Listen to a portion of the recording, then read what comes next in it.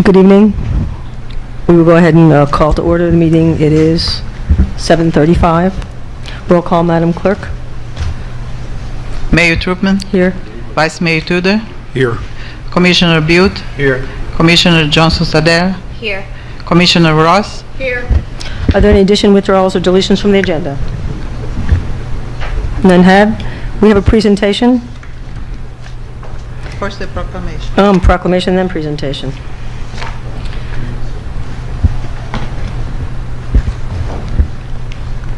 Today is Veterans Day on November 11th, or will be coming up Veterans Day on November 11th, 2018.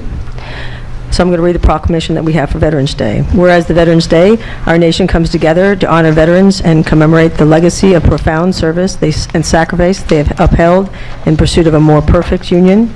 And whereas through their steadfast defense of American ideals, our service members have ensured our country still stands strong, our founding principles still shine, and nations around the world know blessings of freedom.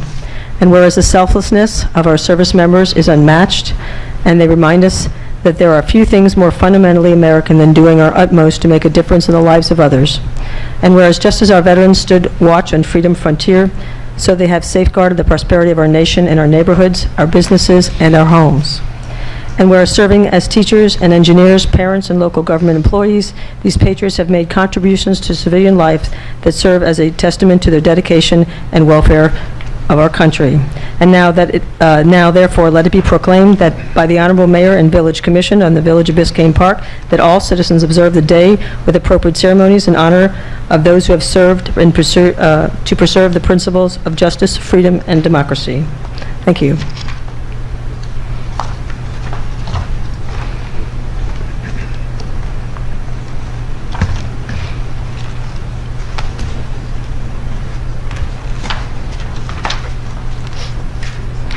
We have a presentation to start off with the 2017 audit from Enrique, and I'm going to pronounce this correctly, but Yerna, with Cabero, Freeman, Llerena, and Garcia LLP.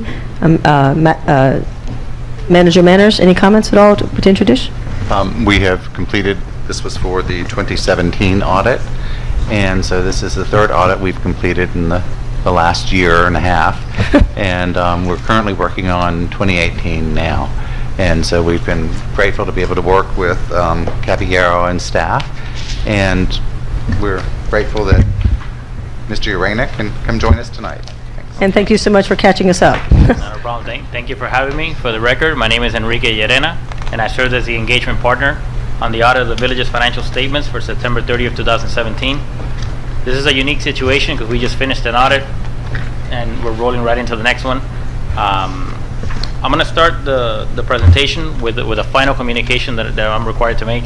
You should have received a letter, which is a communication that's provided at conclusion, which summarizes some of the key aspects of the results of the audit, and communicates if there were any issues or findings that we need to bring to your attention. So this letter was provided September 30th, 2018, which coincides with the report date. A couple things that I'd like to highlight. I'd like to state that we encountered no significant difficulties in dealing with management. We've worked very well together to try to get this done. I've received a lot of cooperation from management and the external consultants to catch up and do what needs to be done. We're pleased to note that we did not have any disagreements with management throughout the process.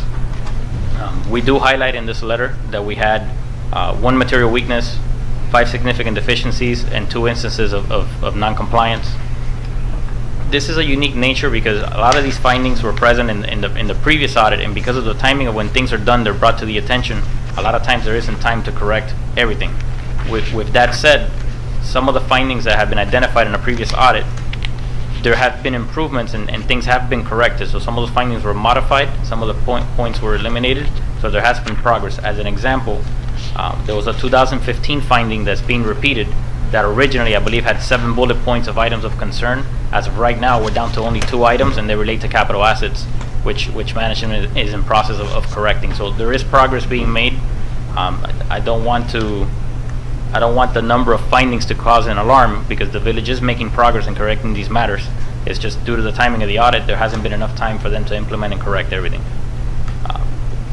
What we're trying to do is, as a result of the 2018 audit, as soon as the planning is concluded, come back and report to you and let you know the status of the findings, so that you know going into the audit for 2018, that I can tell you at least the things that we've been able to see that were corrected during planning. And we'll bring that to your attention as soon as we're done. So I'm gonna jump right in terms of communicating our reports that are included within the financial statements of the village for September 30th, 2017. If you turn to page 1 of the financial statements, here you see the independent auditor's report. I'm going to walk you through this report. The first section is called Report on Financial Statements, and this basically discusses the items that we audited, and it states that we've audited the accompanying financial statements of the governmental activities, the business type activities, each major fund, and the aggregate remaining fund information of the village as of and for fiscal year ended September 30th, 2017. This is followed by management's responsibility for the financial statements, which is that management is responsible for the preparation and fair presentation of these financial statements in accordance with accounting principles generally accepted in the United States of America. After this section is the auditor's responsibility, and we're basically responsible for expressing an opinion on these financial statements based on our audit. The opinion paragraph is included towards the bottom of the page. This is the most important paragraph in this report. Here you see an example of an unmodified opinion, and the only kind of opinion that you would want to be associated with. And it states, in our opinion, the financial statements referred to above present fairly, in all material respects, the respective financial position of the governmental activities, the business type activities, each major fund, and the aggregate remaining fund information of the village as of September 30th, 2017. Pages 3 through 11 presents management's discussion and analysis. If there's a section of these financials that the user should read, it should be this section. This section provides management's view and communication of the results of the village's operations for the year, and it compares it to the year before, not only telling you what happened, but why things happened. So it's very good narrative information in plain English, discussing the overall operations of the village compared to the prior year. Towards the back of the financial statements, it begins on page 55. This is where our reports continue, which are included in the village's financials. This report is commonly referred to as a Yellow Book report, and it's broken down into two main sections.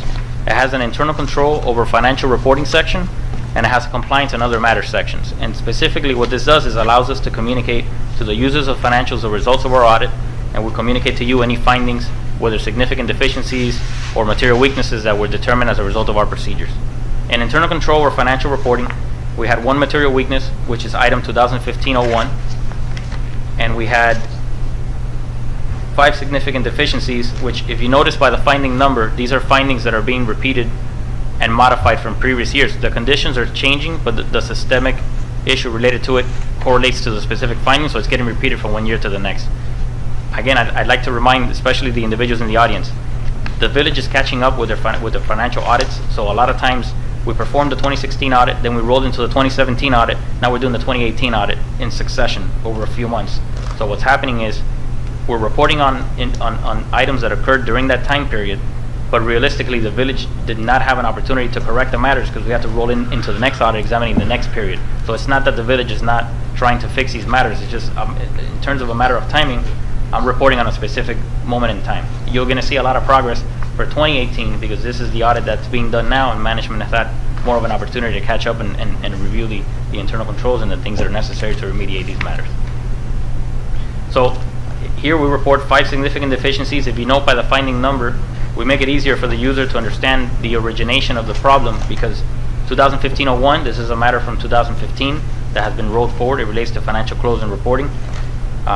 In the significant deficiencies, there's items from 2016 that are being repeated, and then there were some items that were identified in the period of 2017, and they're specific to that year. So it tells you kind of where the issue originated and where the matter took place. The next section talks about compliance and other matters. Here we have 2 instances of non-compliance. One that was related to 2016, and it's getting repeated, and it has to do with the timing of the financials. And again, that goes back to the timing of the audit when it was done and when the books and records were available. That 2016-03 should get fixed now, because we're going to be able to perform the audit for 2018 and have it issued prior to March 31st. So we'll meet the respective deadline necessary. And these matters are further discussed in a schedule of findings and responses that's included within the financial statement. So all this information is available, and it explains to the users the cost, condition, criteria, the recommendation that we have, views from management, and if it's a prior year finding, we talk about the status of where it's at right now and what management's plan is to fix it going forward. So all that information is included here, and it's available for the public. Page 57 has the management letter in accordance with rules of the Auditor General of the State of Florida. This is required reporting that needs to be included. Just a few items I'd like to highlight here.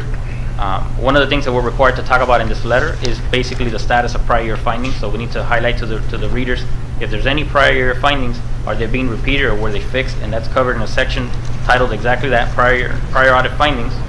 And here we note the items that were identified in 2015 and 2016 that are getting repeated in this 2017 reporting package.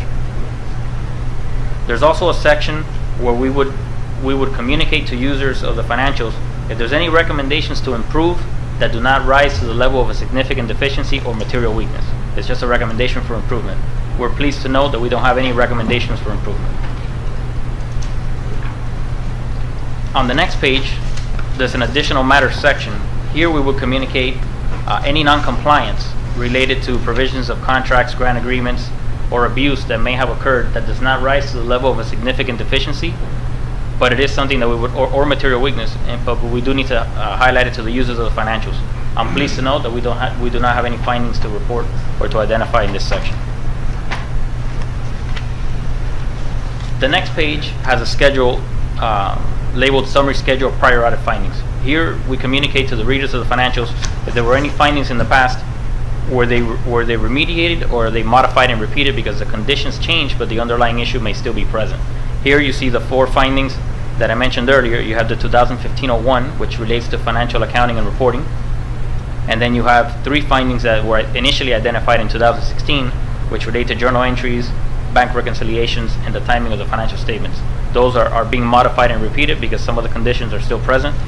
And if you turn to page 60, from pages 60 to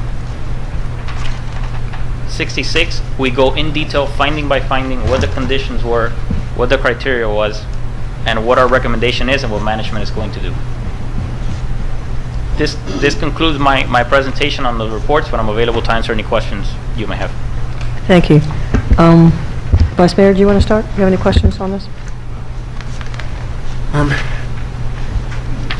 So we're going to be rolling into the 2018 audit. So we'll have a clearer picture. I know some of these findings may be of concern to some people, but this is we can look at as this being historical, 2016, 2017. And you're saying that we should be expecting probably in 2018 to see some of these other items being cleared up? Yes, with what's happening is these audits have occurred in succession. So we've had clear communication with management of what needs to be implemented, and what we would like to do is, because of the timing, because of when things are identified, it's almost not fair to the municipality to say, maybe this is a 4th year, we need to repeat something because you didn't fix it. In reality, you didn't have time to fix it because of when it was identified and when it was concluded, which is not our fault either, it's just the timing. So what we'd like to do is look at the underlying issue, evaluate internal controls, and even if subsequent to year end, we see that this has been corrected and the controls are in place, we can document that fact and comfortably say that this situation is no longer present. Because ultimately what needs to be communicated is, do we have a systemic problem? Is there something that needs to be fixed? Does management need to fix it, or do we already see a solution that's getting implemented? And that's what we would like to do. We started doing that during 2018. Some of the findings have to deal with closing of the books and the condition of the records. We won't know that until the trial balance is finalized and we receive the records. As an example, that 2015 item that I was referring to over financial close and reporting, we're down to 1 topic. That initially, when it was first identified, it had like 6 items on there. Now we're down to 1 thing that relates to capital assets that I'm confident, based on the discussions that we've had, that will not be a factor when we receive the records now. So that's what we would like to communicate to both you as those charged with governance, as well as the public. All right. Thank you. Thank you. Commissioner Johnson-Sardella? The comments of Vice Mayor Tudor were pretty much what I was going to ask. My concern is whether or not, when you find any deficiencies in your discussions with management, that solutions are being discussed and being implemented. Because my concern is that we don't have a problem that just keeps repeating itself, and that we're improving as we go along. And I guess we won't be able to see that probably until the 2018. Well, we're starting to see it now. We performed the planning procedures, and we are seeing evidence that some of these items are getting corrected. That's why I said, as soon as the planning is done, that whatever I can see that has been corrected, we want to make sure you know so that you understand that management is making progress in dealing with these matters. And I probably won't wait until the end of the audit to communicate to you. As soon as I can identify that these items have been resolved, I can come back and tell you the status of these findings. Thank you. Commissioner Ross? Thanks for coming out and explaining in detail the audit report. The one question that residents often ask us is how are our reserves, and that, of course, is the unrestricted fund balance. From what I read, it's increased, it was increased slightly in the year ended September 30, 2017.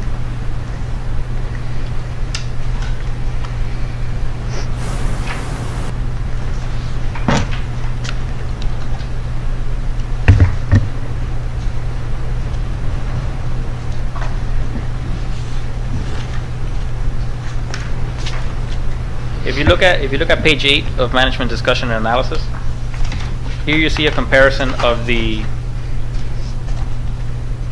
fund balance within the general fund. And the fund balance did increase by about 9.5%. In terms of the classification between unassigned, assigned, committed, restricted, let me see.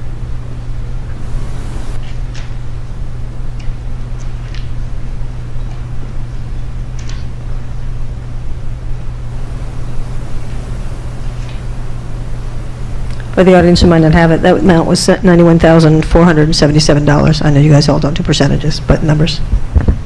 If you look at the financial statements on page 14, your general fund has unassigned fund balance of $987,168. What page was that on? That's on page 14 of the financial statements.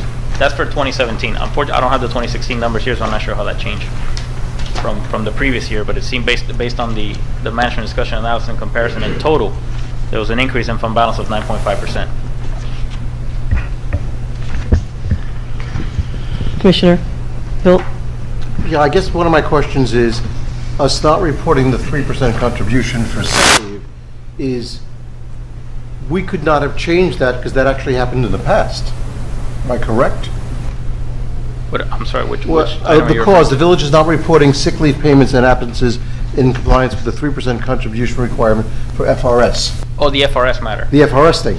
Right. So that's it actually, it occurred in the past, so we could not correct it in the past, but we are correcting it currently. That's correct. That's my understanding. So what happened in the past? It's an instance of non-compliance. So what happens is when findings are reported, we have to talk about conditions that occurred during the fiscal year. Right. Regardless of regardless if you had a chance to correct it or not. It's just an instance of non-compliance Right. specific to that fiscal year. So we couldn't have gone back and corrected it, but now we can correct it for But the present time. Correct. Okay. But even if you would have corrected it, the fact that the non-compliance existed and there was a deficiency in your system of internal control, it's a finding and it needs to But it's a be- finding from the past. Correct. Okay, that's all. Yes. Okay. I had a question on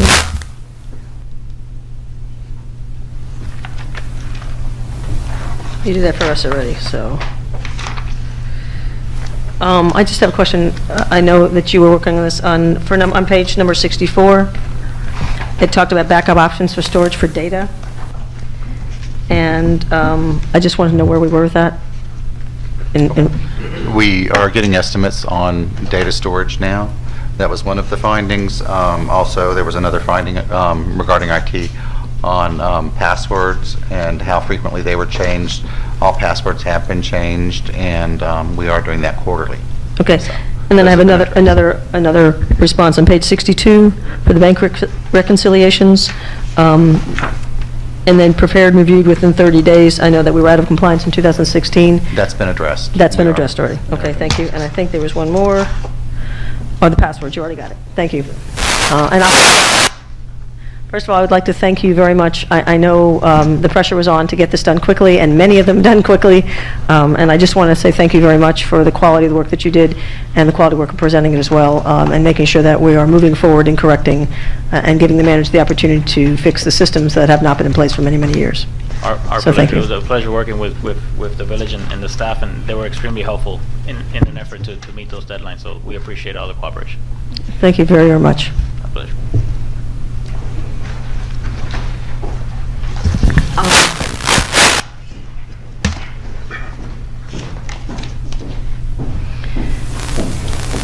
Okay, we have another presentation from Michael Olivia from the Shelter Program, who's going to discuss, I believe, both the TNR and the, well, I'll let them tell. We have, I'll just introduce them. Michael Olivia from the Shelter Program, as well as Ruben Ars from the Event Coordinator from Miami-Dade County Animal Service Department. I want to thank you for coming out. I know this has been a great issue for our village, so we appreciate you taking the time out here. Manager, do you have anything to add? And I also want to thank David Raymond for helping us set this up. I was going to thank David as well. He's been instrumental in all things as far as animal control goes in TNR. So thank you. And thank you guys for coming out. So I'll leave you to your presentation. Good evening, Mayor, Commissioner, and Village of Biscayne Park. Thank you so much for having us here tonight. Like I mentioned, I'm the Shelter Program Manager. I oversee a lot of our live release programs. One of those programs are the TNR program. I know we've been out here in your community targeting TNR, which is Trap, Neuter, and Return. The services are always available not only to you, but to all of Miami-Dade County residents. And tonight we'll be presenting on different options that we have available for you guys as far as using our mobile animal clinic. And my colleague here, Ruben Arce, will provide those different options and the different services that we can offer to your community. Ruben? Thank you, everyone. So as Michael mentioned, we do have a mobile animal clinic, which is called our MAC unit. It allows us to go off-site and provide wellness clinics and off-site spay-neuter surgeries for cats and dogs. In addition to providing those services, we also come out in the community and we provide information, which I've brought there for everyone tonight if you're interested in finding more about our services. These services also include microchipping, rabies vaccinations, life-saving vaccinations such as DHPP, Bordetella, and FRCPC for cats. And that's more or less our, what our mobile animal clinic is all about. Anyone have any questions? Commissioners? No, we're just very excited that you have that ability, and we look forward to working with you to make sure that all of our feathered friends and furry friends are all taken care of. So thank you. I guess I've got one really quick question. So do you also offer rabies vaccination for cats? Yes, that's correct. So we do offer wellness clinics where we come out and we can focus just on rabies, or we can focus on all our vaccinations, which are, as I mentioned, DHPP, Bordetella, and FRCPC. Okay. Thank you. Sir, we will be having public comments at that time. They're going to be here, so you'll be able to ask it then. As I said, as soon as we finish open for public comments, then it'll be open. Thank you. Thank you, gentlemen. Will we be able to ask him questions and he'll answer? No. Yes, we're open for public comments now. So feel free. Mayor? Yes. Before that, we have one more presentation that we'd Oh, we like do. to move forward from the foundation. George Mononi, the president of the foundation, is here, and if we can move Okay, that. are there any objections to the commission? Go ahead and move that forward. No. None, okay. Thank you.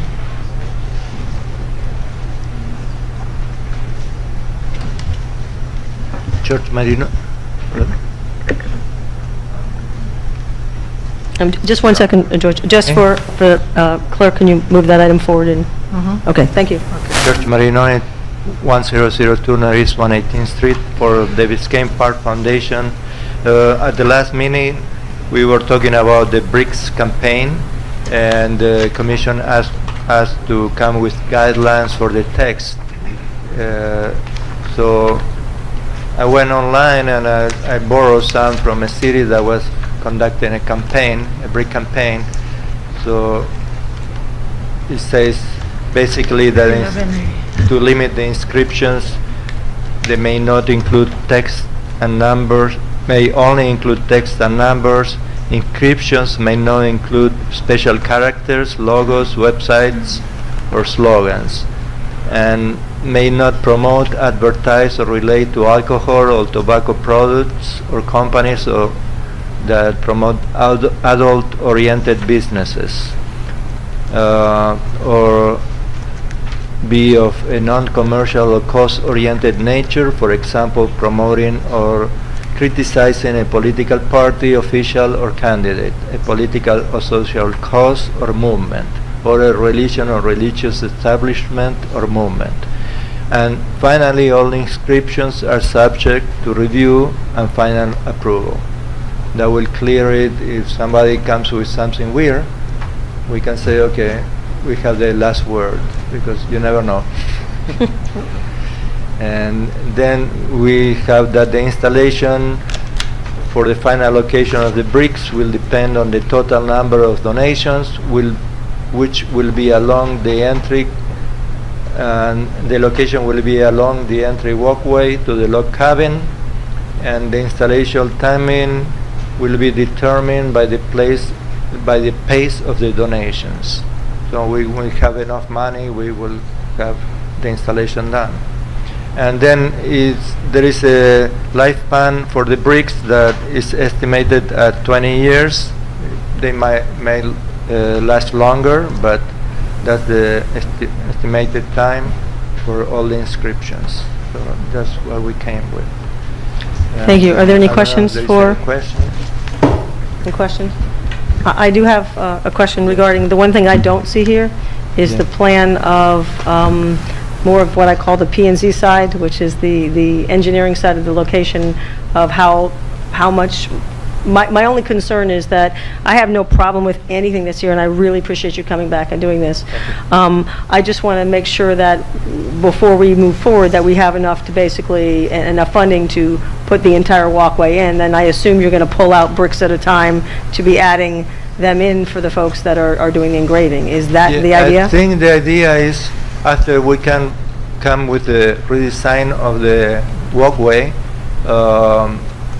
to have enough money to do the first installation, and then afterwards some bricks can be removed, the blanks, if there are more donations in the future, so new people can have new bricks installed, because they are removable. They have a little lock in there, and there is a way to remove them.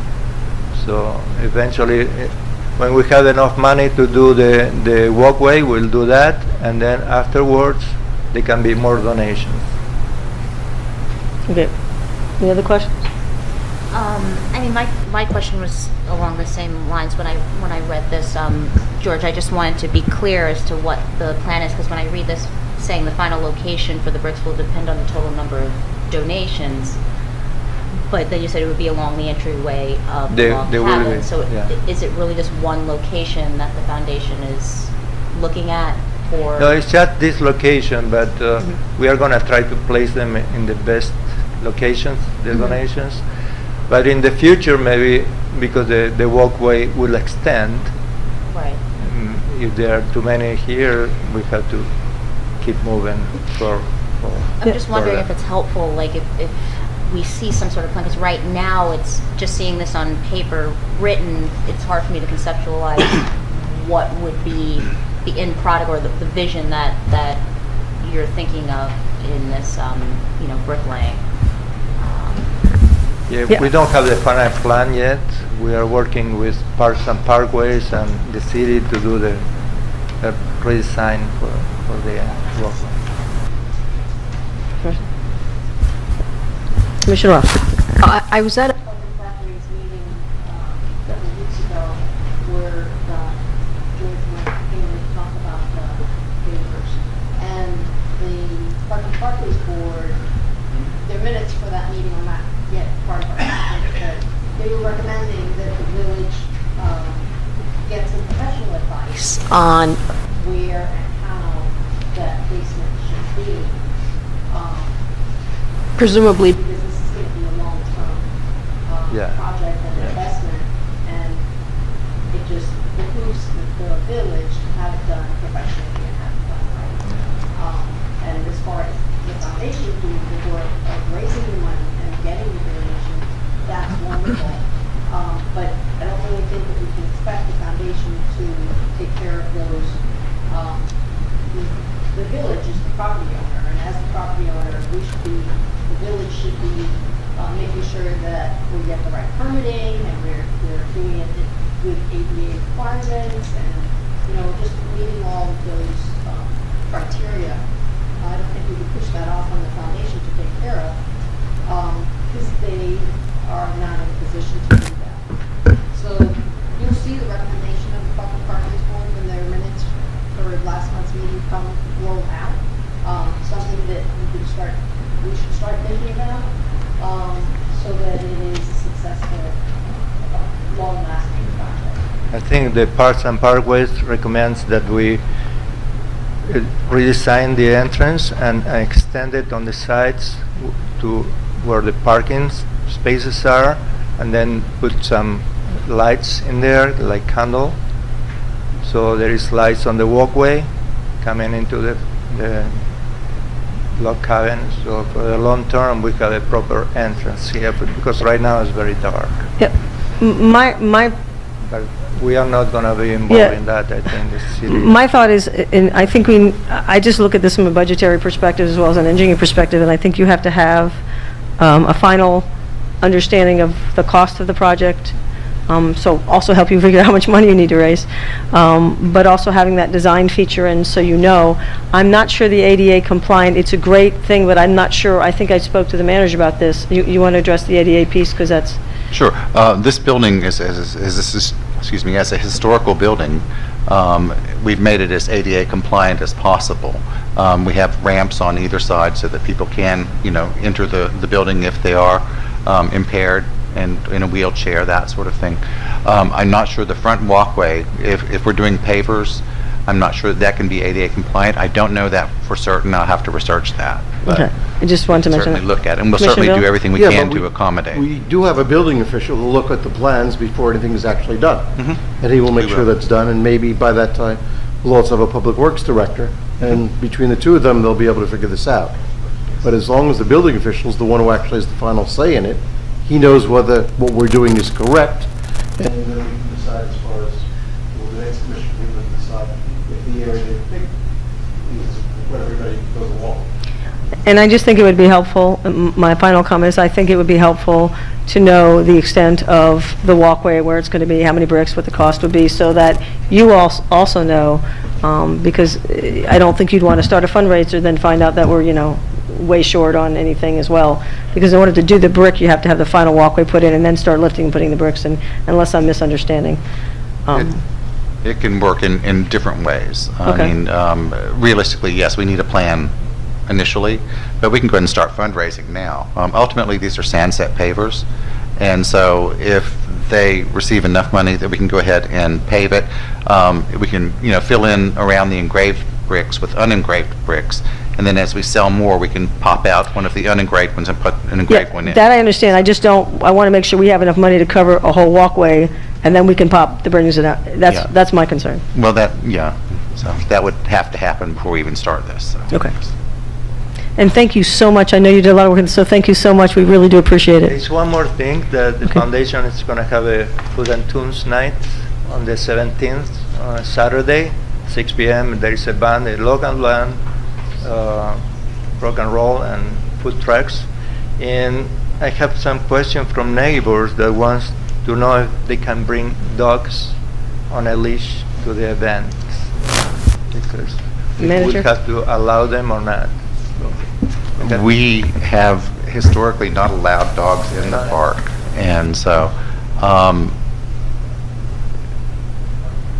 I'm personally fine with that. I think it would be fine as long as people are cleaning up after their dogs, and so for a special event. But if that's the will of the commission, I'll be happy to go along with that or not. But it's also setting a precedent too. We're trying to keep dogs out of the park. Yeah, I was there the other day, somebody was just walking the dogs in the park, and Were they didn't know, they couldn't, so, yeah. Commissioner Ross? A couple of years back, we passed an ordinance that would prohibit dogs in the park, except for special permission granted by the commission, that sometimes we used to have Santa Claus, and people would bring their dogs to Yeah. take pictures with Santa Claus on the basketball court. I think that these in-between events are popular, and especially with the weather turning nicer now, people like to walk outside with their dogs. And I would not do it as a, on a day-to-day basis, but for an event like this, I think I'm inclined to allow dogs to be in the park so that people can enjoy the event. I have no issue with it. I'm in agreement with Commissioner Ross on that. I mean, I remember having that discussion about the fact that the commission could go ahead and grant an exception, a waiver for certain events, and so I have no concerns, no issues with it. Commissioner Johnson-Sella? I'm in agreement with my fellow commissioners on this. I know that we've talked about it in the past where the commission can make that exception, and the weather is nice. I agree, and people want to come out with their pets. I guess we're going to see everybody there with their pets. Can we make dogs mandatory? They have to bring a dog, otherwise they can't. No, I would go along with it also. I think it's a great idea. Okay, bringing your I pets. think you have your consensus there. I think we should make a motion since Absolutely. it comes from an ordinance. Absolutely. Do you want to make the motion? So Commissioner? I make a motion that, That the village waive the restriction on dogs for the Bleeding Two events on November 17. On a leash, correct? On a leash. Just want to make sure.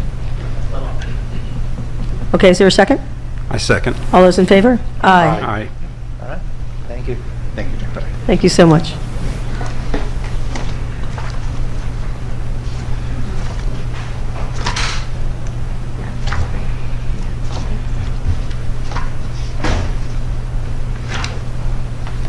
Okay, now we're going to open the floor to public comments.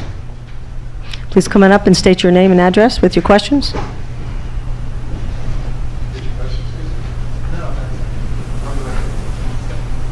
And thank you for staying to answer questions. We do have a lot of residents interested, so thank you. Gary Kuehl, 777 Northeast 111th Street. Spoiler alert, I'm not going to complain about anything tonight. I wanted to say how pleased I am with the police presence and interaction in the community. Officers stopping and talking, waving, smiling, and the presence we see around the community, as well as offenders being given tickets. But thank you, we really appreciate it, and it's a very pleasant change. Thank you. Thank you, sir. Any other public comments?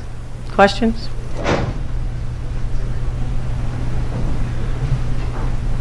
Please don't forget to state your name and address. Dan Schneider, 11705 Northeast 11th Place, and I'm going to follow Gary's lead, and I'm not going to complain about anything tonight. I want to say thank you. I want to say thank you to Roxana Ross for everything that she's done. We've lived here for 3 years, and there's been one consistent voice of reason since we have moved here, and it's been Roxana Ross. She's been consistent, just smart, dedicated, and she has been responsive. I looked before I left the house. I'd sent 7 emails to our commissioners in the last 6 months. There was one person who the only person that replied to any of them, and not only did she reply to one of them, she replied to all of them. So thank you. Thank you for being dedicated, thank you for being smart, and thank you for being the voice of reason. We do appreciate it, and we will be sad to see you go. So thank you. it's been my pleasure. Thank you. Dan Samara, 1030 Northeast 121st Street. I want to repeat it, you just stole my thunder. I want to thank the commission. Before you continue, I just want to congratulate you on your election to the commission. Thank you. Thank you. I want to thank Harvey and Commissioner Voss for your services that you have done, and I hope you'll continue to be inside giving advice to the new commissioners that come on, because I'll be one of them that are going to be coming to you for advice. Again, I want to thank you for your service, and I hope I can live up to both of yous on what you have done in this commission. Thank you. Thank you, sir.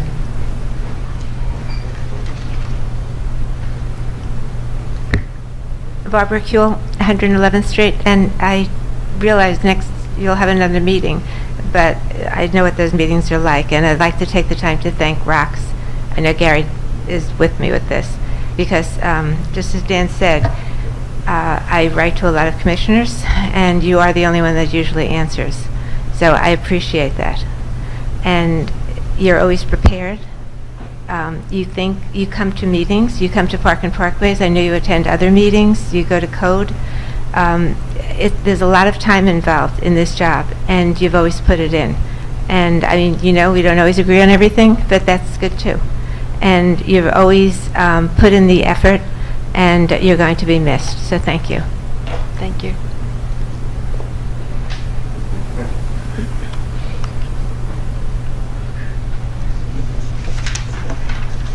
Chuck Ross, 1166 Griffin Boulevard. I, of course, appreciate my wife, so I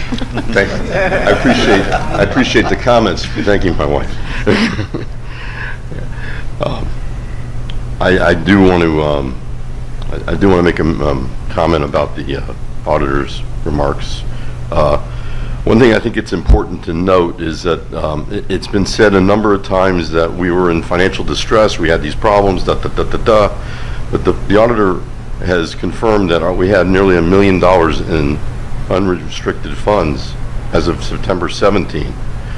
And so a lot of these comments that have been made and these throwaway comments I really don't appreciate by certain of our elected officials, Tracy in particular, where we're cleaning up some mess now and this is what we've done. It's just inappropriate. I don't appreciate it. Thank you.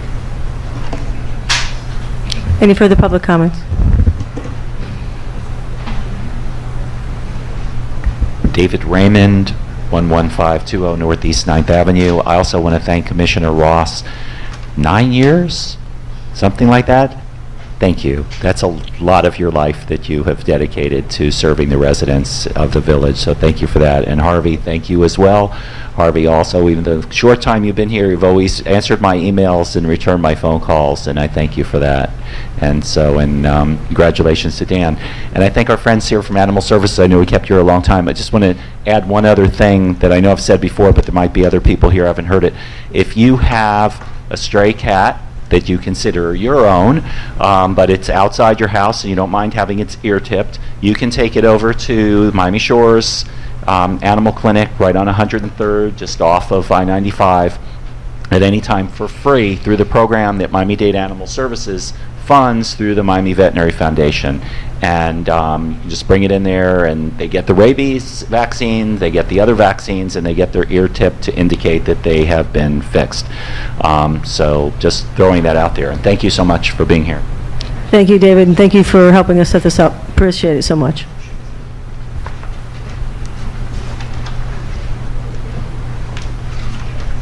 MacDonald Kennedy, 11705 Northeast 11th Place.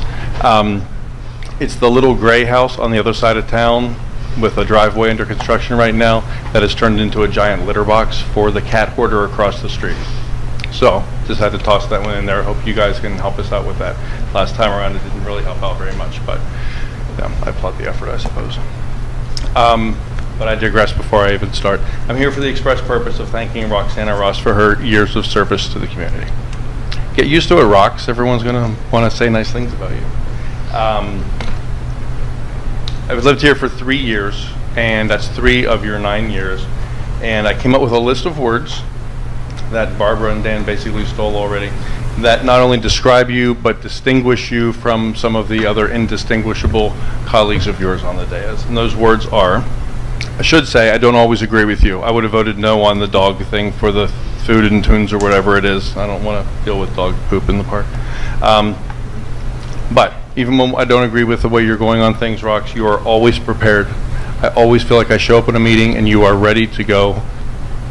You're present, you're thoughtful, you're studied, you're smart. Your lights are always on. You're steady, you're charming, you're available when we need you. You're affable, you're responsive. You call me out on my bullshit sometimes. You're reliable, you're strategic, you're visionary, you're accountable, and you're considerate. And we really, really appreciate you. And you'll be missed. Thank you. Thank you. Thank you. Can I come and give you a hug? Is that allowed? Thank you very much. Thank you. Any other public comments? Okay, close for public comments. We'll go ahead and move on. Manager, you want to clarify anything? There was some concern over the cost of the trim advertisement, and I just wanted to reiterate for everyone that the cost Sorry, of could the... you repeat that again? I'm having trouble hearing you. the cost of the advertisement is being paid for by GMS, and so it's not costing the village. So we're not going to have to absorb that. Okay, thank you very much. Are there any other updates? Okay, thank you. We have a consent agenda. Is there a motion to move? Can I make a suggestion with the consent agenda? There are a couple of items that are renewals of mutual aid agreements, and maybe we can move those into consent since it's really a ministerial task. So I would recommend that we move, if there's no objection, 9A, 9B, 9C, 11B, and 11C, that we move those resolutions into the consent agenda. So 9A is the mutual aid agreement with City of Homestead. 9B is the mutual aid agreement with the City of Miami Beach. 9C is the agreement with the State Attorney's Office that they enforce our code. And all of those are renewals. 11B is the FDOT renewal contract for maintenance of 6th Avenue.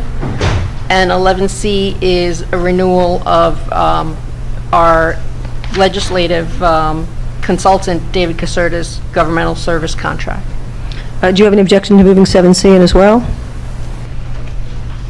I think 7C is within this consent. Oh, I'm sorry. Yes, it is, so then never mind. It's already Okay. consent. My apologies. I've got a question about 9C. The State Attorney Office actually does prosecution for some of our municipal code violations? Assuming that you ask them to. It's a standard agreement based upon a change in state law a number of years back.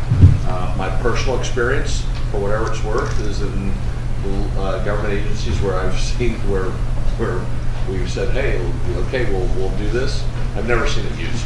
And I'm not aware that my very short period of time here as your village attorney that it's ever been used, because generally the vast majority of the ordinance aren't criminalized. Right. To the This is extent that they are, specifically. you can use them. That's specifically for criminal violations. of Do we code. have anything within our Yeah, code that is just, I'm criminal? sorry, before, yeah, go ahead. I thought it was, maybe we should not move this in consent then and come back to it. Is that okay? Yeah, okay.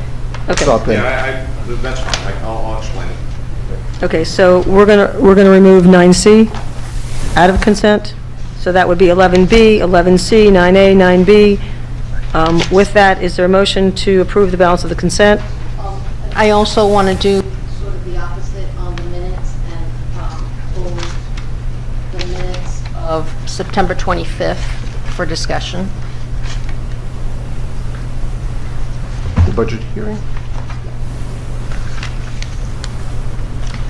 Okay.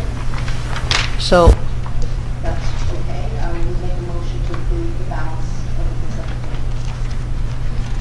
Is there a second? I'll second. All those in favor? Aye. Aye. Okay, let's go ahead and start with the September 25th. You pulled it, so Commissioner Ross, that's yours. So, there's something I would like to include into the minutes, and then just a general comment about that final budget hearing on September 25th. I went looking for the actual ordinances, and they're not posted yet, because I wanted to take a look at the budget in connection with the earlier discussion. The motion to approve the budget says it was approved with amendments, but we don't know what those amendments are, because no document is made public to show that. I'm hoping that that gets corrected very soon, because there are certain laws that require us to post the budget within a certain amount of time. But the comment that I would like to have added into the minutes is when we had the discussion about the millage and the levy amount, and I questioned the advertisement, because the advertisement, I said at the time, understates the amount of the levy. And at the time, That was not the position of the finance director, but it turned out that it really was, that the advertisement was understating the levy. So, and then all of the other stuff that rolls forward from that and causing the meeting earlier, the first meeting today.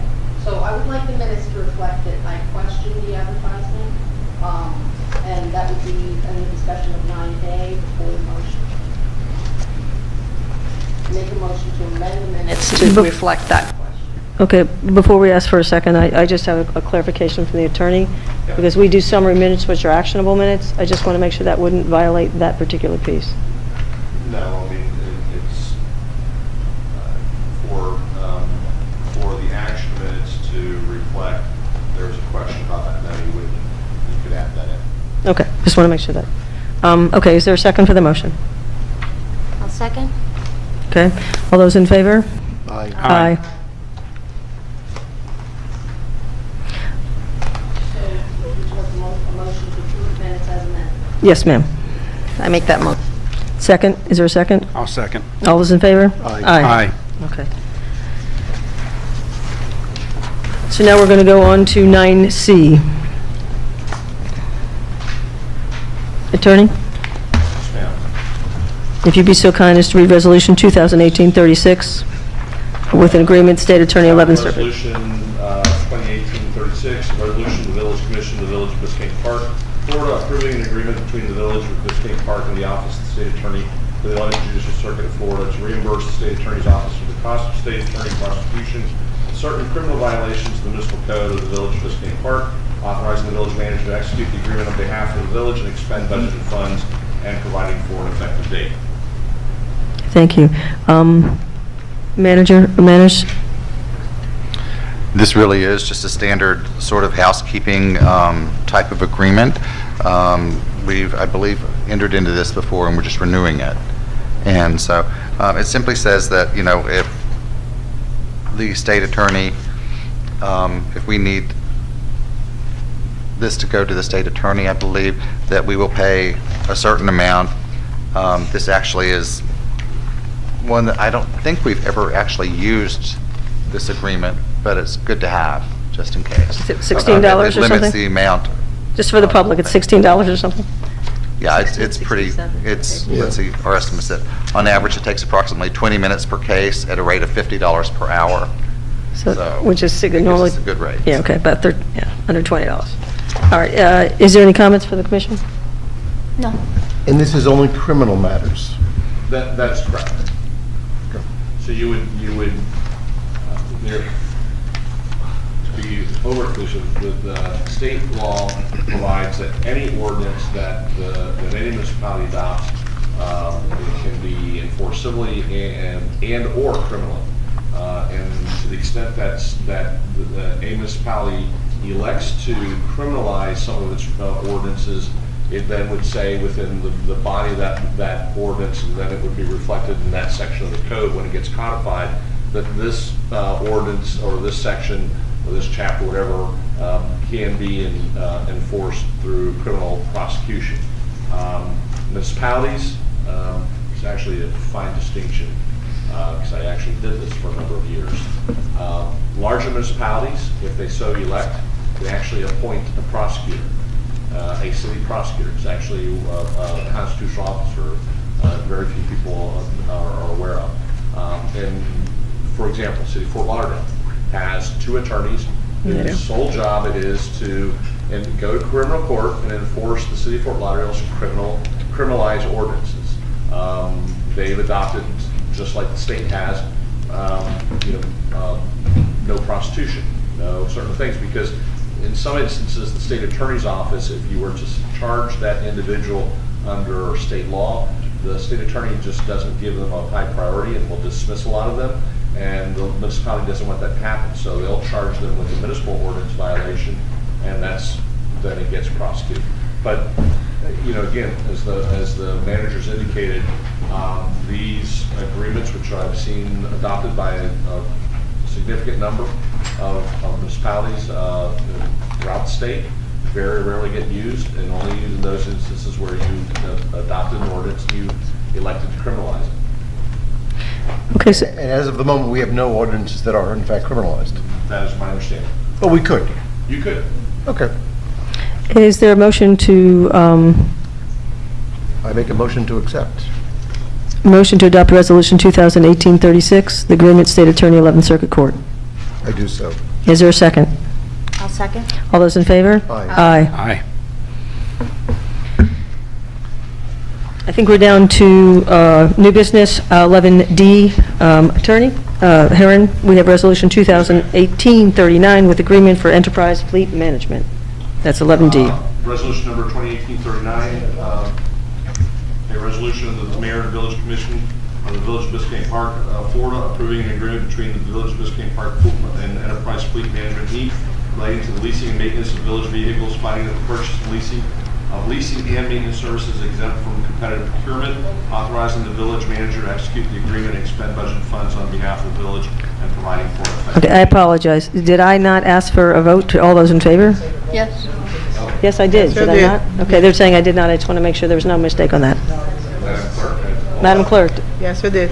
Yes, I did. Thank you very much. Okay, my apologies for interrupting. So 2018-39. Correct. Okay. Manager Manners, would you care to address that? Okay, this was discussed at the last commission meeting, and we have Jesus Grandillo here tonight from Enterprise, if we have questions. Essentially, what we're looking to do is move all of our vehicles into a maintenance program and management program with Enterprise, so that the routine maintenance in particular on the vehicles is always maintained and handled. We don't have a fleet manager here in the village, and this would allow us to keep our vehicles in the best shape possible. Additionally, Enterprise has offered to purchase the leases from Bancorp, and Commissioner Ross just brought it to my attention earlier tonight that she has some questions about this cost savings on that.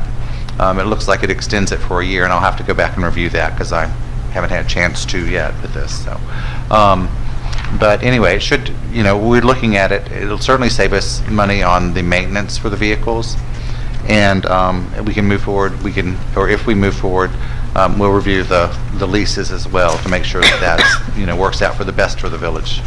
So. Okay, Commissioner Ross, since you had a question, do you want to go ahead and address that question? Yeah, my concern, well, let's go for the easy one first. In the contract, it, of course, calls for insurance, and I just want to make sure that, and then it also provides a waiver where we could self-insure.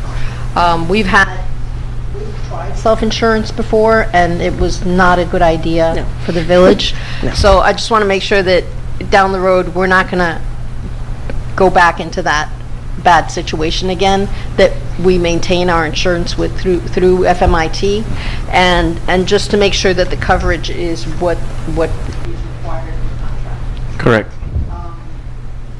I'm not sure what the coverage is for our vehicles right now, but I just know we have that umbrella policy. We do, yes. So that's the easy one for administration to take care of. Also, I note that the address on these contracts say 640 Northeast 114th instead of 600. That's officially the village address is 600. And then where the list of vehicles is and the, I just thought I had it flagged. Can you get us the page if you wouldn't mind when you do that? No, there's no page in this. Page 19. Well, it's not a numbered page. No, that is, what you're looking at is the list of lake cities. It's a tiny print page. Oh, that one, yeah, okay. Right after TIP's cooperative contract. Right. This- Yep, that's it. Got it. So, when you the monthly payment here is $4,661.05, annualized it would be $55,932, which is well within what we have budgeted for the current leasing of the vehicles. But my concern was that where we were going to pay off these cars the latest by 2022, this sort of pushes all of that back for an additional year of financing. So I think that in the long run, we're going to end up paying more interest. And I just, before the meeting started, mentioned to the manager, it might be a better idea to adjust that payout so that we're within what we budgeted and we get paid out faster, because as these cars age, we're going to need to create capacity for newer vehicles. And if we stretch it out, then I think we're going to be, well, number one, we'll pay more interest, but we'll be, backed up. Correct. As you can see over there, on the leases are all structured depending on the age of the vehicle. Obviously, the vehicles are the older ones. The termination of those leases is going to be a lot sooner than the newer vehicles. The goal for us is that all of the leases at the end of the day is only a 5-year, or like we mentioned before, we're going to determine when is the best time for us to cycle that vehicle. So this structure that you see over there, we can take a closer look, like you said, and if we need to shorten some of them to make sure that fit within the budget, we can adjust that as well. Right, because originally the leases were all 5 years. Correct. But now, like the newer cars, we're making them 5 years again, rather than maybe 4 years or 4.5 years. At the end, we want them all to be 5 years because looking at the Bancorp lease, we're going to basically pick up when they left off, and at the end make them 5 years, regardless of when they started or when they finished. We want to pick up when Bancorp left off, basically. I don't know if... Yeah, but that's the problem. I think what she's saying is you're not doing that and you're extending the lease. Is that correct, Commissioner Ross? That's my Right. understanding of reading this. But you're saying two different things. You're saying, as you're taking over the lease, you're ignoring the amount we've already paid, and you're extending it from 5 years from now? No, we're paying them off, and the vehicles that you see, for example, I believe the oldest one is 2014, and you can see the term on that vehicle is only 1 year. Right. It's because... 24 months. It says 24 months. Okay, so it's 2 years. So from 2014, 5 years will be 2019. So in that case, we're gonna extend the lease for 24 months. We can actually review it if you want and do it instead of 24, do a 12-month lease. So that way end up being a 5 years. We did it based more on the mileage and the year of the vehicle, but I'll be happy to sit down with the manager and go over all of that and review them as we can. One thing that we did, I know that it was a concern of yours, is the change on the interest rate. I know that you brought it up in the last meeting, and I spoke with my VP, letting him know, hey, I know that the commission meeting did not happen last month, but this month, and he told me, don't worry, we're happy to adjust the interest rate back to where it was last month. Thank you. So you've actually extended the lease longer than they were previously? In some cases it might, in some cases it has. I mean, I have to look individually on each one of them, but the goal is to make them all 5 years. Attorney Herron? Yeah, he needs to state for the record his name and who he's affiliated with Jess. Thank you. My name is Jesus Granadillo, sorry, and I'm with Enterprise Fleet Management. Thank you. My apologies. That's okay. Yeah, my concern is it comes down to money in, money out, and what we budgeted. I think Commissioner Ross is spot on that, and that we need to make sure that whatever we have in the agreement, if we're going to approve it tonight, it is aligning with not having to pay more interest. I think we don't want to pay any more interest than we obviously would have to. It's not in our... And our main goal is to make sure that you do it at or below budget. We're going to try to save you as much as we can, so that way you don't go over what's already been allotted to. But if we don't have it here... What I would suggest, assuming we get that point, if there's when you're ready, is that you, if you are inclined as a body to approve this agreement, you say subject to the spreadsheet reflecting length of leases that correspond to what's been budgeted. Okay, are there any further questions? I'll be asking you to repeat that one more time shortly. Commissioner Johnson-Sardello? I don't have anything additional. Actually, Commissioner Ross touched on the insurance question that I had, so I'm good. I did want to clarify one thing on the insurance, because that was an excellent point. We are actually, it is the same, we're going to go with MIT, correct? I just want to make sure. Okay, all right, thank you. Vice Mayor? No questions. Okay. No comments. Okay. So with that in mind, is there a motion to approve this, subject to the spreadsheet reflecting the length of the lease To correspond to what's been budgeted. to correspond to what's been budgeted? Is there a motion? I'll make a motion to approve resolution number 2018-39, subject to the spreadsheet located, I had it reflected, but the spreadsheet reflecting what's been budgeted.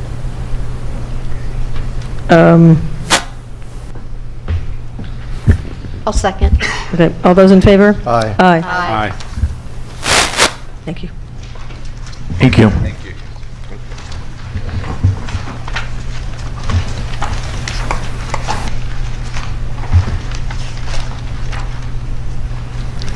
Is there any request for placement of the item on the next agenda's meeting in December?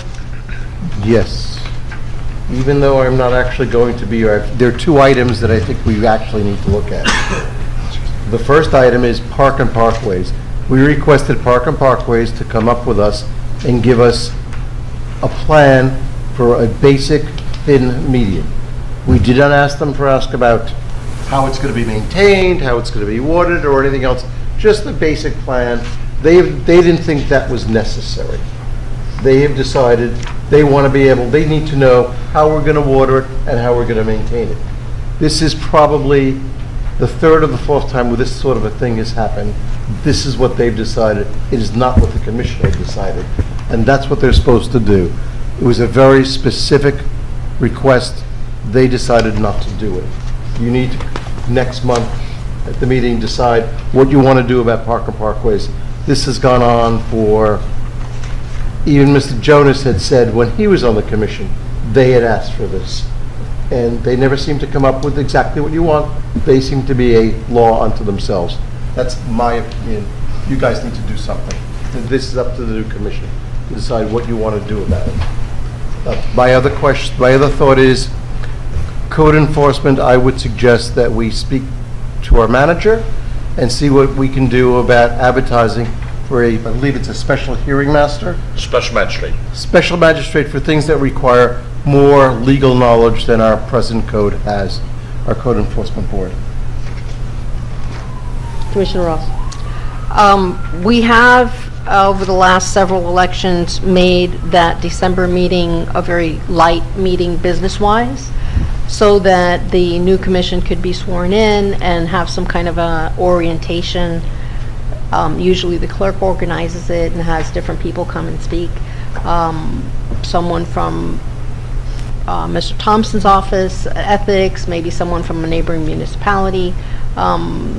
This book, I think I've turned mine in so that there's something, and I gave it to the manager.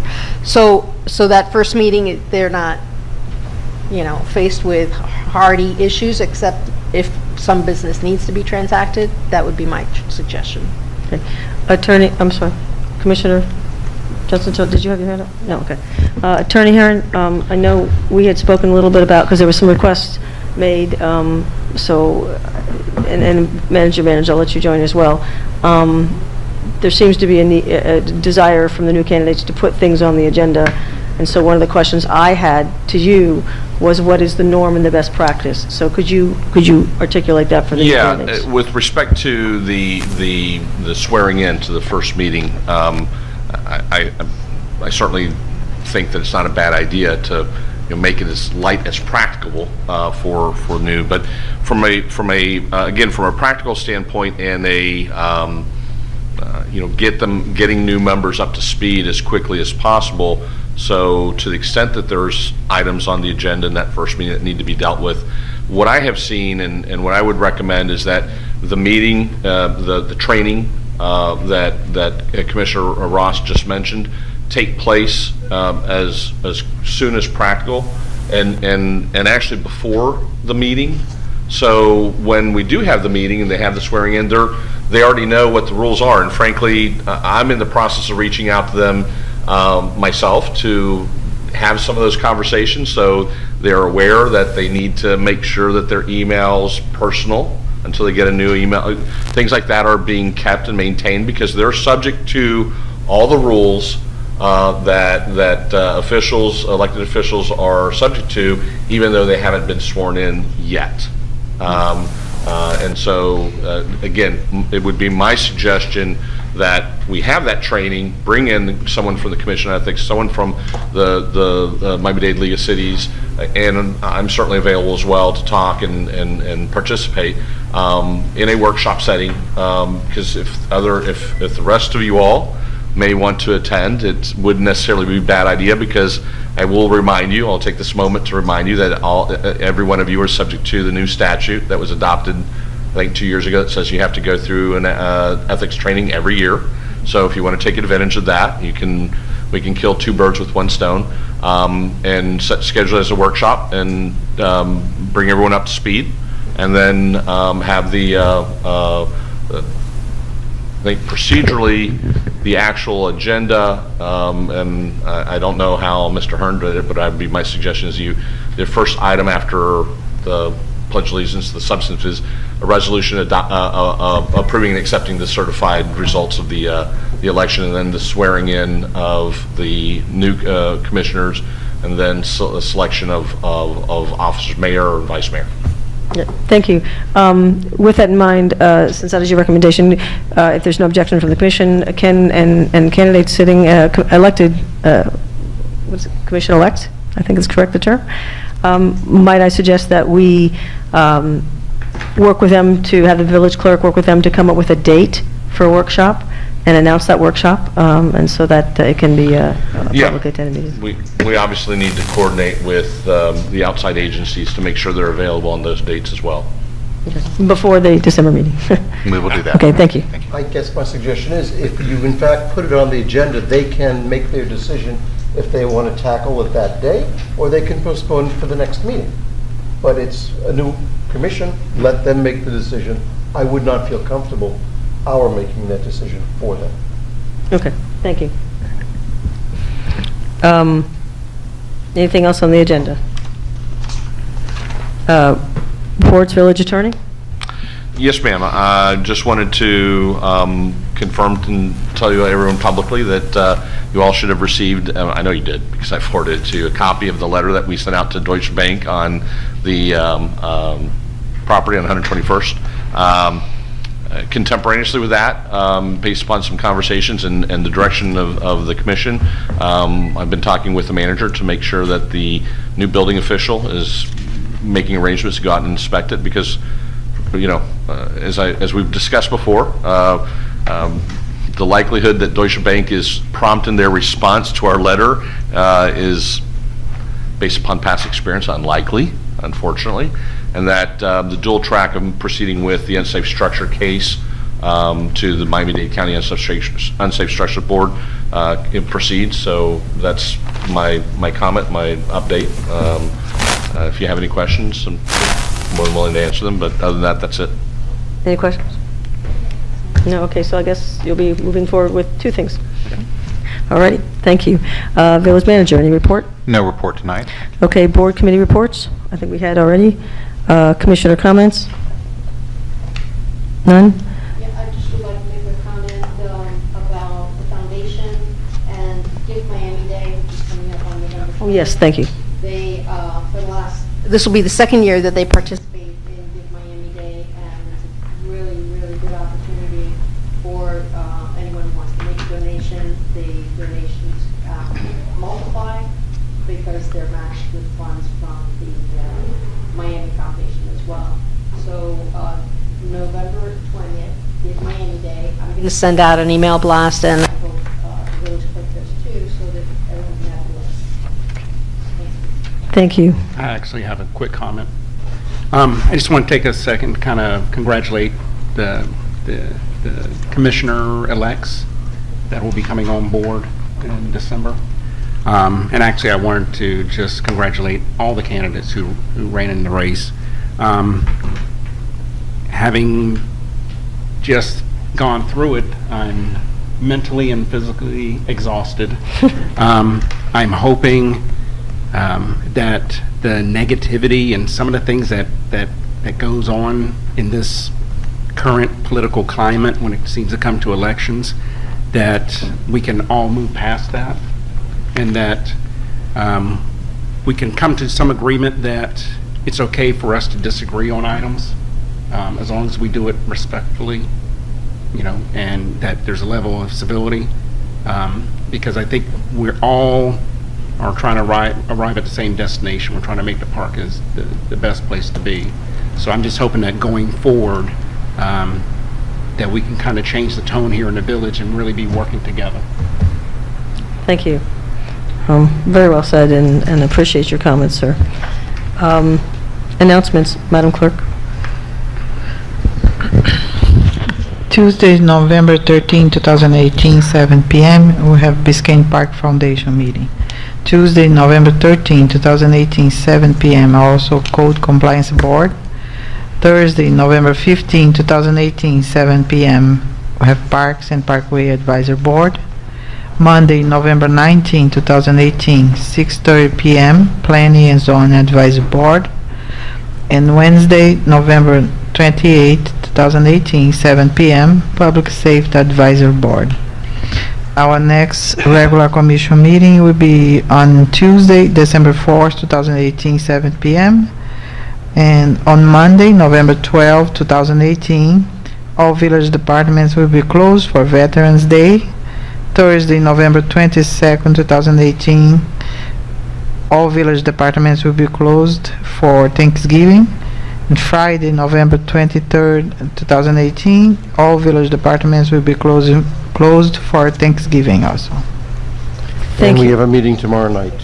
And there's a meeting to And continue. we'll have the continuation of the second budget fiscal year 2018-19, rehearing tomorrow, November 9 at 7 p.m.